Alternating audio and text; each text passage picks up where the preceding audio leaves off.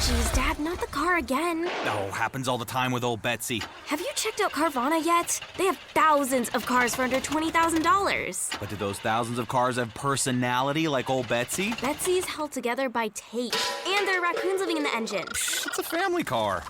There are flames on the hood? Custom paint job. No, Dad, the car's on fire. How many cars did you say Carvana had? Visit Carvana.com to shop thousands of cars for under $20,000. We'll drive you happy at Carvana. Hello and welcome. It is Eric Erickson here across the nation. Delighted to have you with me. The phone number is 877-973-7425. If you would like to be a part of this program, there's a lot of news today that I want to get to it, the Disney stuff and polling and all, but I actually want to start kind of with a refresher course, if you will, in the problems that the Biden team and the Democrats and the rest of us are having to deal with.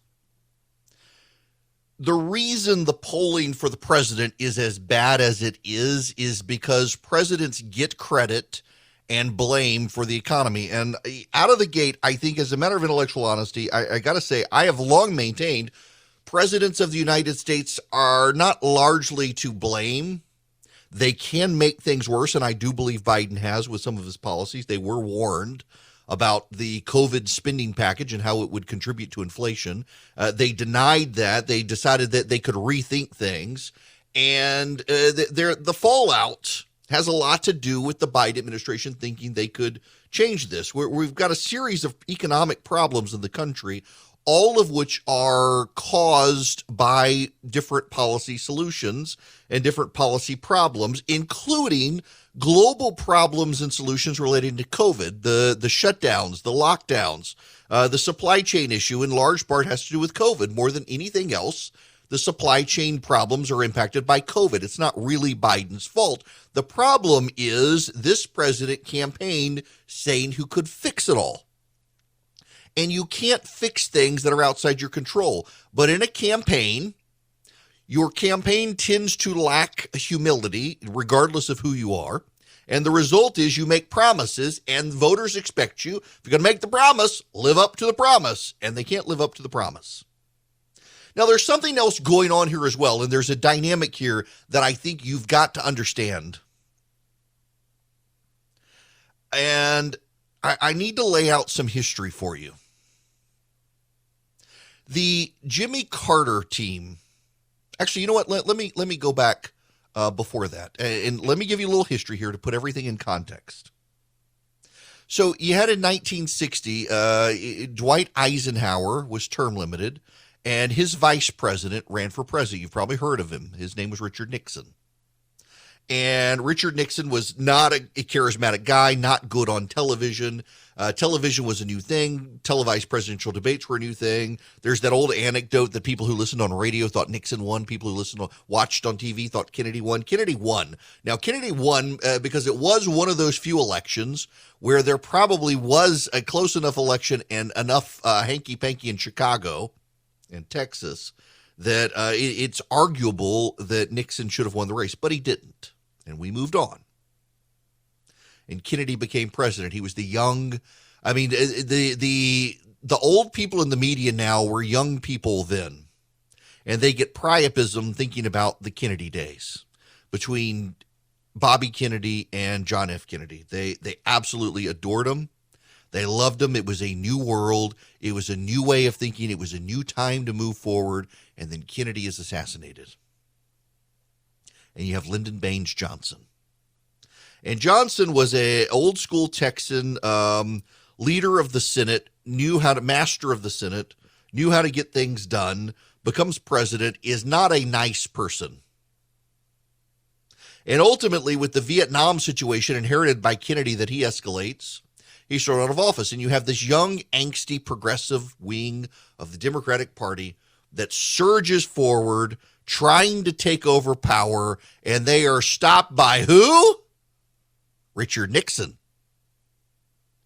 Richard Nixon. Richard Nixon had lost to Kennedy, rebounds in 1968, becomes president of the United States, and is a liberal Republican. Richard Nixon brought us the EPA. Richard Nixon brought us price controls. Richard Nixon brought us wage controls. Richard Nixon brought us a lot of the policies that Democrats now favor to deal with inflation and the like. Richard Nixon brought them. Don Rumsfeld, I knew. He was George W. Bush's Secretary of Defense. And Richard Nixon, when Rumsfeld worked for him, Rumsfeld insisted on putting a guy you may have heard of named Dick Cheney in charge of the wage and labor regulations for controls. And the reason Cheney and Rumsfeld did this, and I've heard the story from both of them. I knew both men. I know Cheney. The reason that Rumsfeld put Cheney in charge of it is because Rumsfeld knew it would be a disaster and knew if he put Cheney in charge of it, it would slow walk everything. And the brakes would be hit, they would slow down, and things would not advance. And they did. They largely were able to obstruct Richard Nixon internally. Nixon, of course, was a son of the Cold War and also began realigning the world and realizing if we could get China on our side against Russia, the Chinese and Russians were regularly in border wars against each other, that we could build a real alliance against the Soviet Union. For the longest time, it worked. The fallout, of course, we're dealing with now, but at the time, short-term thinking, it actually worked fairly well. For only Nixon could go to China, they said, not just Spock. Was able to go to China and get China on our side. But in any event, Nixon, of course, has the fallout from Watergate. Ford becomes president. Ford's a moderate Republican. Ford loses to Carter, and Carter's kind of a shakeup of the Democratic Party. A governor from the South pulls together a Southern constituency, becomes president of the United States over an aggressive Democratic elite, and is able to win. Now, who are the people? Some of these people, if you're familiar with the dynamics of American politics from the 60s and 70s, you've heard of Jerry Brown, longtime governor of California. You've heard of George Wallace of Alabama, Mo Udall from Arizona, Henry Jackson from Washington, and Frank Church of the Church Commission from Idaho. Carter wins. The governor of Georgia, he wins. Consolidates the South, does very well, sweeps through the South. His only major rival in the South is George Wallace. Out west, he's got to deal with Frank Church, but he does well. He gets it, and he becomes the president, and there is economic catastrophe. OPEC embargoes, oil lines, crises, and Jimmy Carter does not have the fortitude to withstand it. He is out to lunch, out to pasture, and doesn't really understand the way Washington works. And so who's his big rival in 1980? It's Ronald Reagan.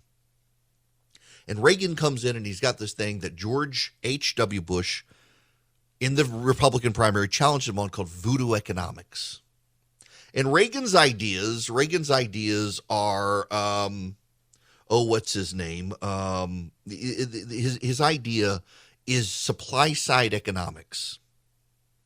That instead of the government stimulating demand, let's stimulate some supply.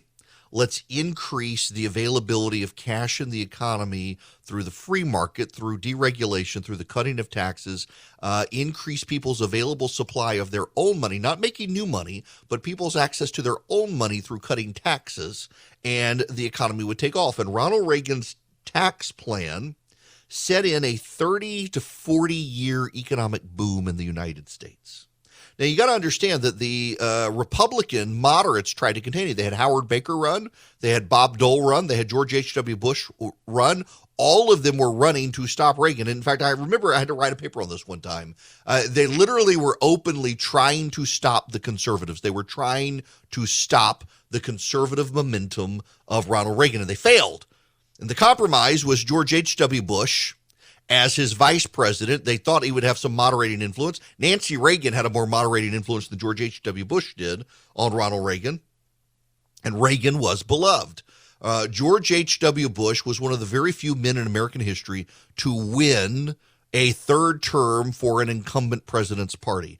Usually an incumbent president's party serves 2 terms and then is gone, but Reagan was so popular, 76% American approval rating when he leaves office. George H.W. Bush is elected to be him, to be his third term. And when he becomes his own man, he loses. he break his word. He had this very famous moment of read my lips, no new taxes. And then he raised taxes, and the American people turned their back on him, and they went with the young guy from Arkansas. George H.W. Bush was a hero. In 1990, after the invasion of Iraq and the Gulf War, his popularity rivaled only George Washington. And I'm not actually exaggerating. I know that sounds like an exaggeration, but in several polls, George H.W. Bush had popularity over 90%. We have never seen that before or since in American history, except for, you assume, George Washington. 90% public approval rating, and then he loses to Bill Clinton. In fact, he was so popular, the Democrats wanted Mario Cuomo to run against him, the governor of New York. The Democrats loved Cuomo. Cuomo was their guy. And Cuomo refused. He's like, I'm not running against this guy. All of the major Democrats refused. And so the southern upstart governor with women problems, Bill Clinton, was the sacrificial lamb. And no one thought he could win. And he did. And his message was, George H.W. Bush is a fine man, but he's been in Washington. He's out of touch. It's time to move on. Don't stop thinking about tomorrow was their campaign song, and it was all about the economy, stupid. It was the economy, stupid. And they won on the economy. And they said they were going to do a new way of thinking, but they didn't really.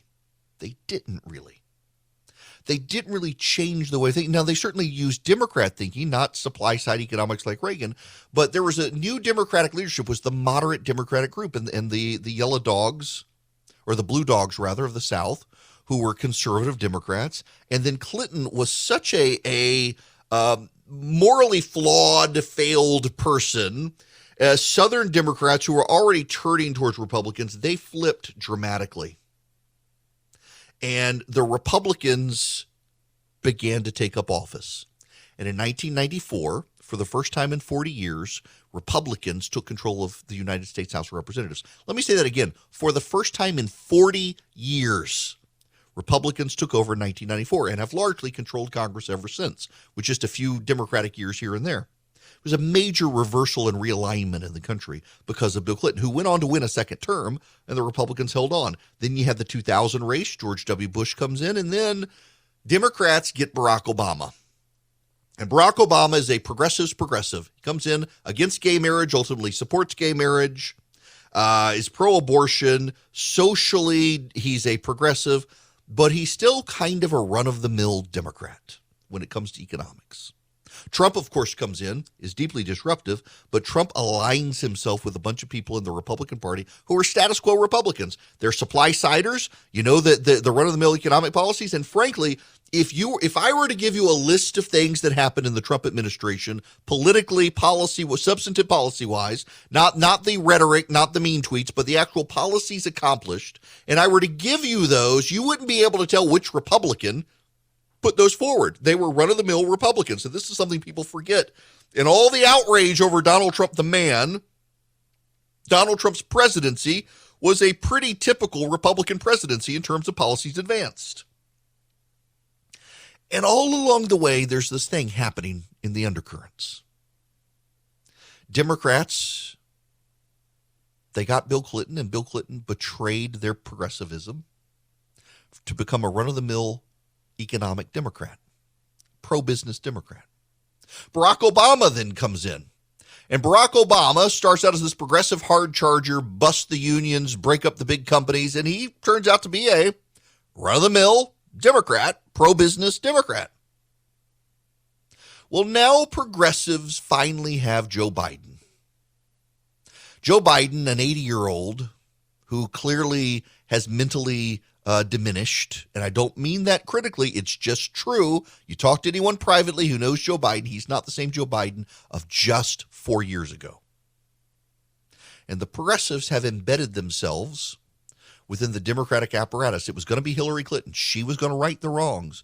All the progressives were going to embed within her because they couldn't get Bernie Sanders, and now it's Joe Biden. A middle-of-the-road, mushy, moderate Democrat who's liberal on social issues, but no one to rock the boat on fiscal issues, and the progressives pack into the White House. And now is their moment. Now is their time. When Larry Summers came out and said, hey, guys, wait a second, slow down. You can't do this. You're going to get inflation. They said, inflation no longer matters. We have modern monetary theory. We can print money and buy our way out of the crisis. You do not have to worry about it. We're going to be fine. And the economy blows up in their face. Progressives finally got what they wanted.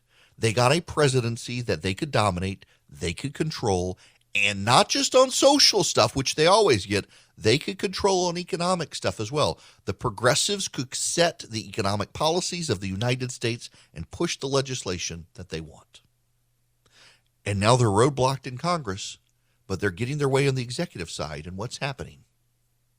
The economy's faltering. They're trying to say it's good. It's not. Inflation's going up. Gas prices are going up. People are getting angry. Progressives have gotten their way, and they're about to lose it all. It's the consequence of having your cake and eating it too in politics. They get exactly what they wanted. They're going to say, when this is all over, well, we didn't get to implement what we really wanted to implement, and had we had, it would have all been better. But no, they're doing it. And the problem here is we've got massive inflation, probably COVID restrictions returning, inflation on the rise. You've got energy, gas prices on the rise. Farmers are on the brink of bankruptcy because of progressive policy. They've grabbed hold of power, and they're about to lose it quickly in November. And they're starting to realize it, and they're starting to lash out. Okay, I want to state something that should be obvious, that may not be obvious for people. I like a high thread count sheet, but if the threads are crap, the sheet's going to be crap, no matter how many threads you need. It's amazing how people want to highlight that. And the reason I highlight this is because Boll & Branch makes high-quality sheets, and they're not a bajillion thread count either. But their threads are super high quality. They use 100% organic cotton threads. They give super softness. You get a better night's sleep. They're not just buttery, soft, and breathable, impossibly soft to start. They get softer with every wash. I can attest to this. Every time you wash them, they just seem to get a little softer, and they hold up so well over the long term. You know, I'm on, maybe my second set of Boll & Branch sheets in a decade or so. They just hold up so well. They're a quality product, and they give you such a good night's sleep. Oh my gosh, they're so fantastic. I really do love these sheets, and I love Boll & Branch. You can too. They are fantastic. They're so luxurious. 3 U.S. presidents sleep under Boll & Branch sheets. So you can get 15% off your first set of sheets when you use promo code ERIC at bollandbranch.com. That's BOLLAND branch.com. The promo code is ERIC. Get a good night's sleep under Boll & Branch sheets. This hour of the program brought to you by First Liberty Building and Loan nationwide. They want to help your business grow. If you need access to big loans like $750 and above, $750,000, reach out to them, firstlibertyga.com. firstlibertyga.com. Tell them I sent you. Art Laffer, thank you to those of you. My brain just went on the fritz there. I've met Art several times and couldn't remember. But it was Reagan and supply side economics that George H.W. Bush called voodoo economics. And the problem here is the chickens are starting to come home to roost for progressives who got into the Clinton White House, then the Obama White House, then hitched their wagons to Hillary Clinton at the end, and then finally into the the Biden White House. They didn't get what they wanted with Clinton. They didn't get what they wanted with Obama economically. And now they're getting what they wanted economically with Joe Biden, and it's having devastating effects. The economy typically operates in ways somewhat detached from the policies of the President of the United States.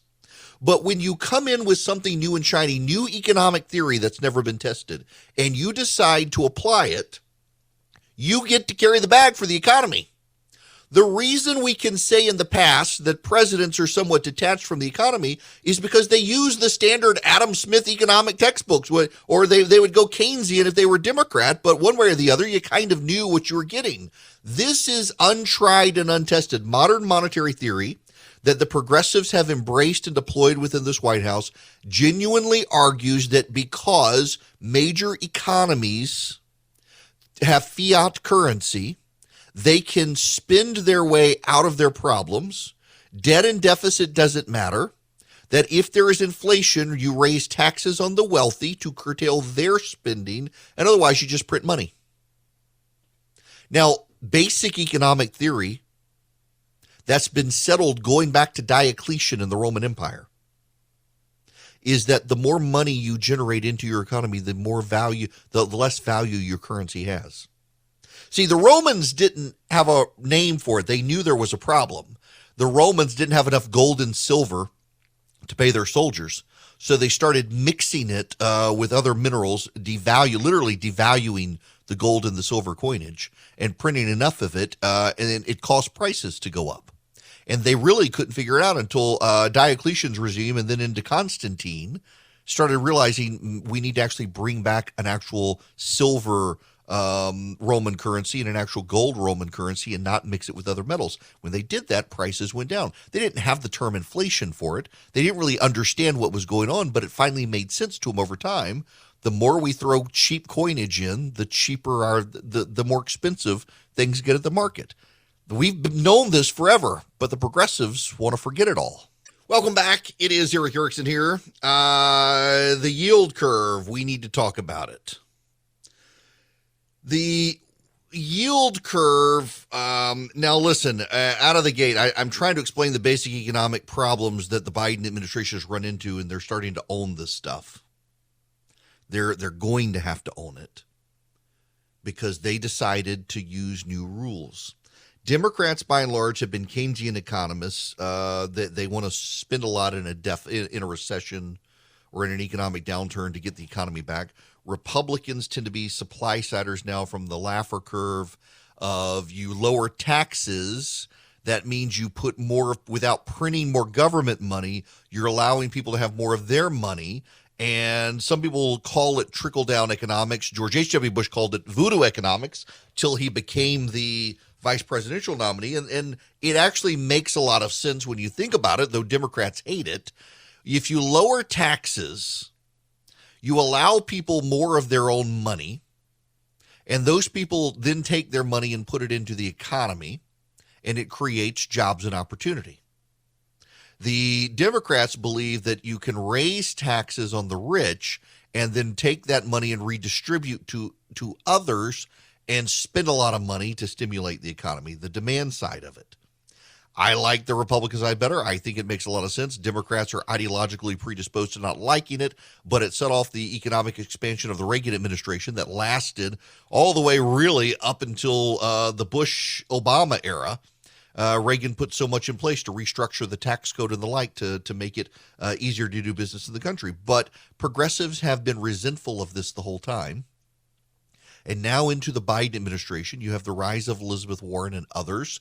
They've now got their opportunity in Congress to be able to shake things up, and they intend to shake up the economics of the country. And through the Biden administration, they have tried to spend their way to success out of COVID, and it's starting to do exactly what people like Democrats like Larry Summers predicted it would, which is to hurt the economy. Short-term yields on bonds that are higher than long-term yields are abnormal. So when you make more money off of a 2-year bond instead of a 10-year bond, that's abnormal. They signal that high levels of short-term yields are unlikely to be sustainable as growth slows. The inversion of the 2-year to the 10-year segment of the Treasury curve is the latest in a series beginning in October, when 20-year yields topped 30-year yields. The widely watched gap between 5-year and 30-year also turned upside down this week, something that hasn't happened until 2006.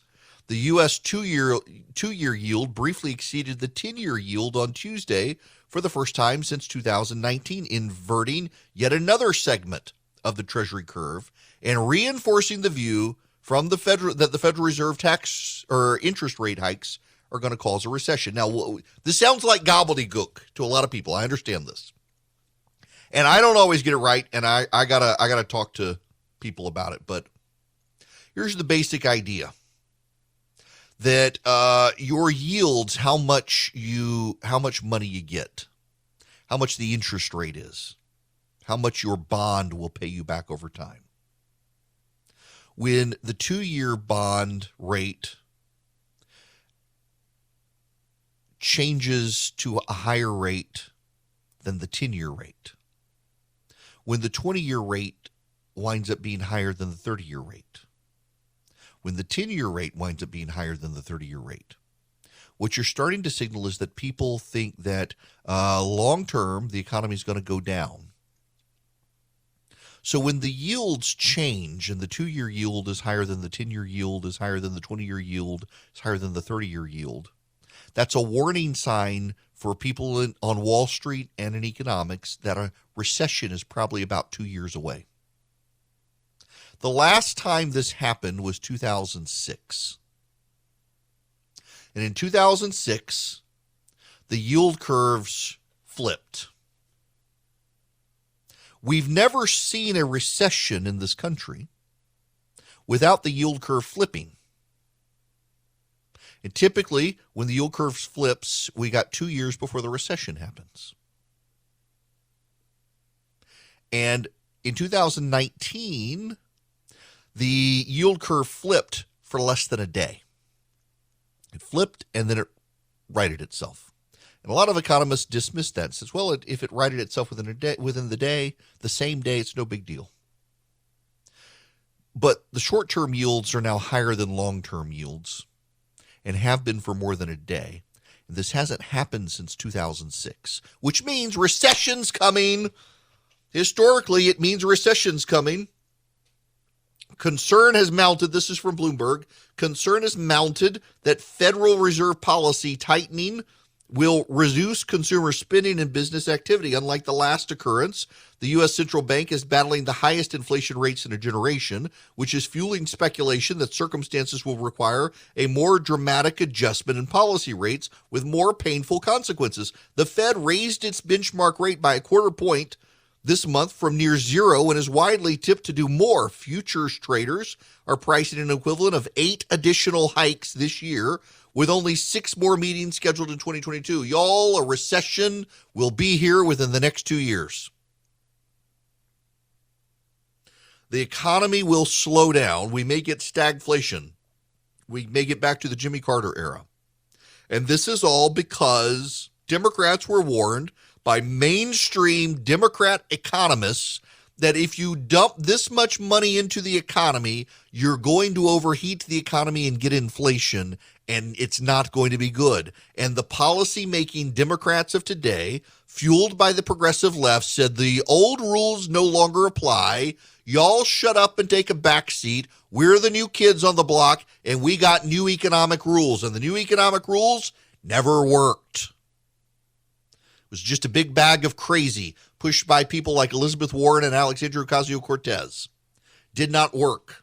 The New York Times has tried to defend the creators of modern monetary theory to no avail.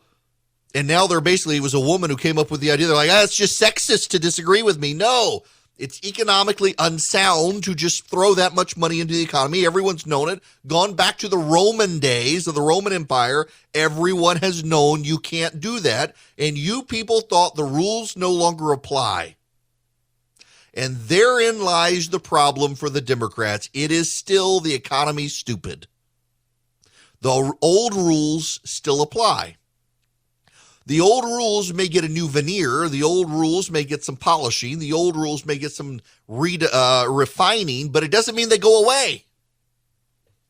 Doesn't mean they go away. And the Biden administration thought that they lived in a new economic reality.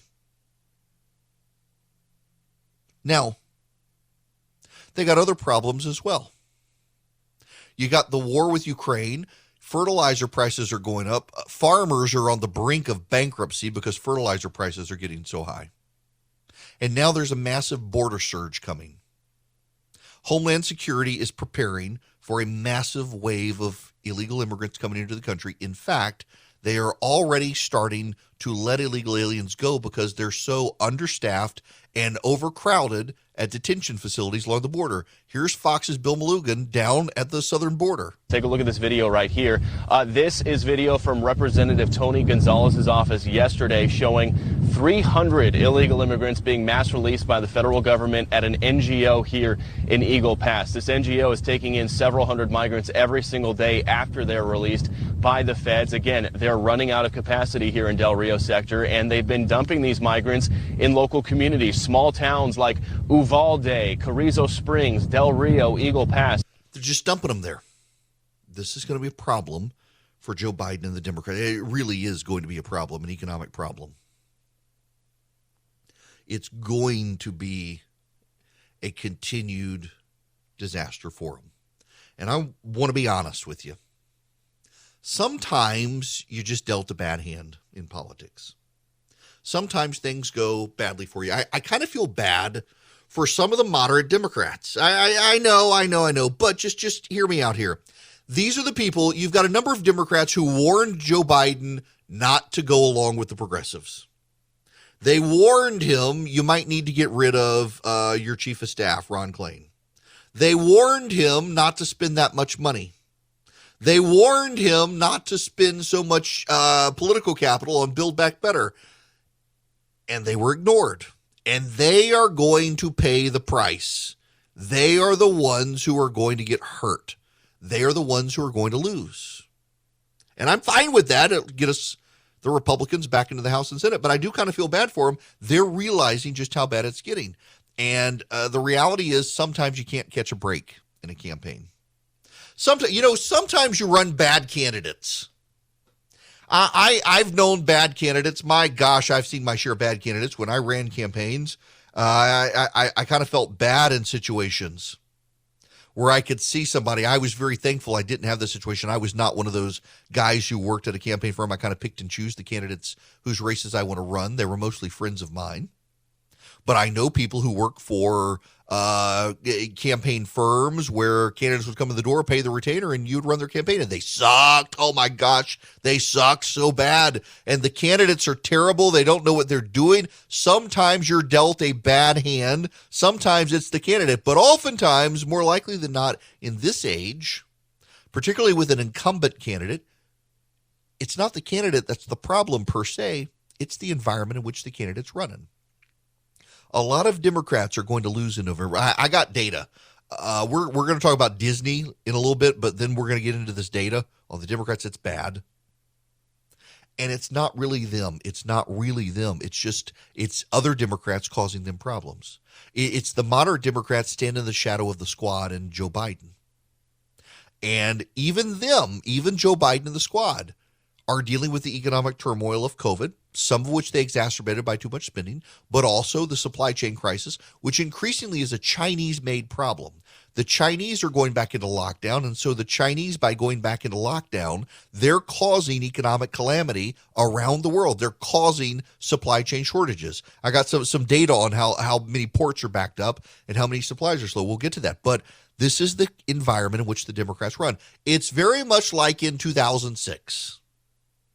Republicans, as much as they protested back in 2006 when George W. Bush was president, Nancy Pelosi was on the rise. It was very clear Barack Obama was going to run for president in 2008. The 2006 environment for Republicans, they had a good thing going, 2000, 2002, and 2004, and it was the end of the road, and they all knew it. Retirement started surging. They started claiming it wasn't their fault. They tried to start distancing themselves from the president. All the warning signs that disaster is upon you, and you know it. And we're seeing the same thing now. We're seeing moderate Democrats come out and blast the president. We're seeing moderate Democrats come out and say, hey, it's not our fault. We tried to warn them.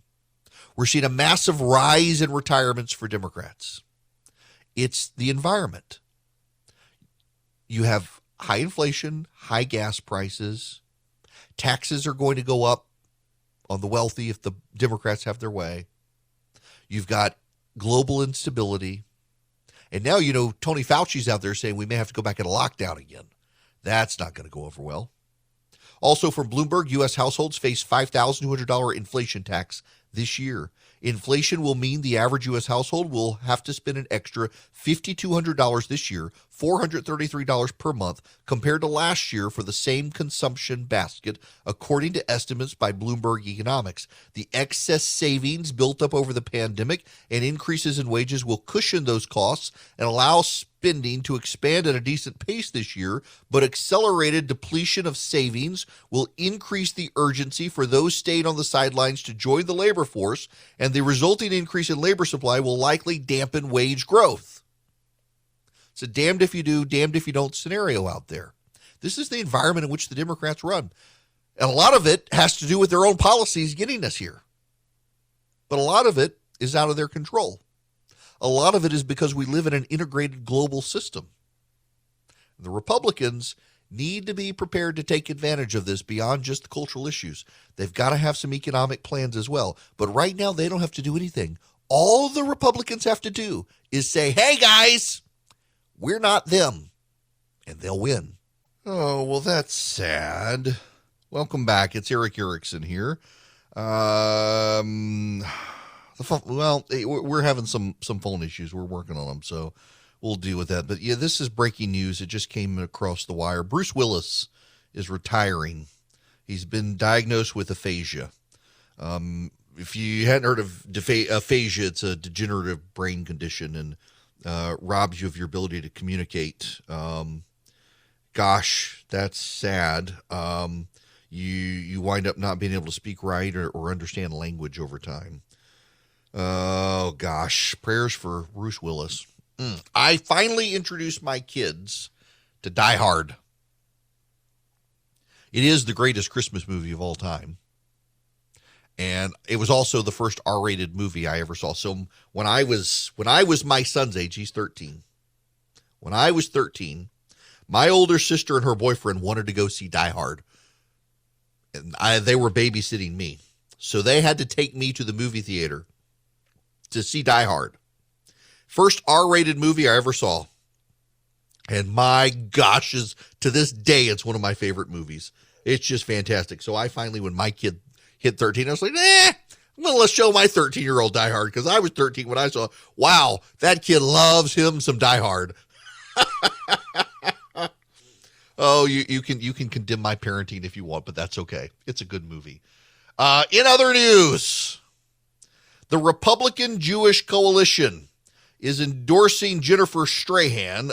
You may not know who Jennifer Strahan is, but she's actually the one conservative challenger to Marjorie Taylor Greene down in Georgia.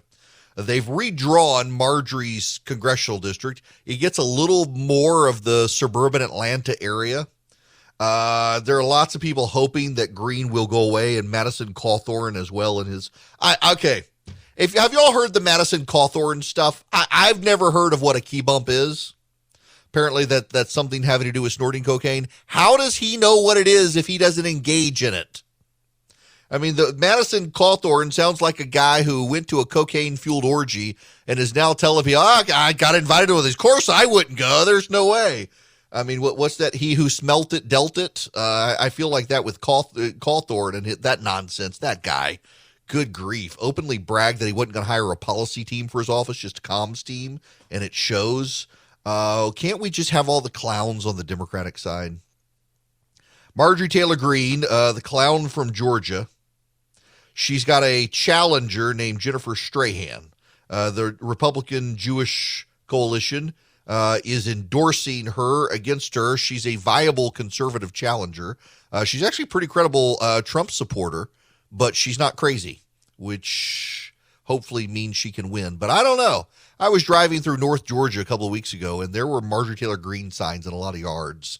The rural parts of Georgia, I mean, she has their back and they know it. Now, this woman would as well, but Marjorie, I don't know. I'm not a fan. I'm just not, in any event. Okay, have y'all seen the Chris Rufo videos about Disney? I've got them. I want to play some. Because, I spent a little time yesterday on the culture war stuff. And we need to spend a little time dissecting these videos of what was said at Disney. It does make me wonder how many rich white liberals screwed up their kids and now have declared the kids' behavior normal and want to normalize the screwed up behavior because they screwed up as a parent and they can't carry the weight on their shoulders of having screwed up their kids. Disney is going super woke, super fast, and they got problems. In fact, they're no longer even going to use the phrase boys and girls in Disney's parks because they don't want to offend people. Who seriously would get offended by that? I have no idea. We'll get to all that and more when we come back. It's 2022. Things are still crazy. things haven't settled down. And now you got the Federal Reserve and interest rates, you got the economy, you got inflation. A lot of banks won't even return your phone call. Let's say you're a small business and you need a loan for $750,000 or higher. You see an opportunity where banks, they don't even want to see you. You want to buy a building, you want to build a building, reach out to the Frost family at First Liberty Building and Loan. They've been helping small businesses become big businesses since the 1990s. They want to help you if they can. So spend 10 minutes with them. See if you're a good fit for them and they're a good fit for you. Their website is firstlibertyga.com. That's firstlibertyga.com. Again, you need a loan, $750,000 or higher. You're a small business and you see an opportunity to grow. Share it with the Frost family and see if they can help you. Firstlibertyga.com. That's firstlibertyga.com. First Liberty Building and Loan can help businesses nationwide become bigger businesses. The regular season is heating up, new stars are emerging, and that means more opportunities to win up to 25 times your cash on Prize Picks, the most exciting way to play daily fantasy sports. Just select 2 or more players, pick more or less on their projection on a wide variety of stats, and place your entry. It's that easy. Let it fly to turn $10 into $250 with just a few taps. Easy gameplay, quick withdrawals, and injury insurance on your picks are what make Prize Picks the #1 daily fantasy sports app. Watch your favorite players and get paid doing it this basketball season. See your entries make progress during the game or make new entries for the second half and the fourth quarter. 3-pointers, assists, rebounds, and everything in between are yours for the taking. Join the Prize Picks community of more than 7 million players who have already signed up. Right now, Prize Picks will match your first deposit of up to $100. Just download the Prize Picks app and use code GET100. That's code GET100 on Prize Picks for a first deposit match of up to $100. Prize Picks. Pick more, pick less. It's that easy.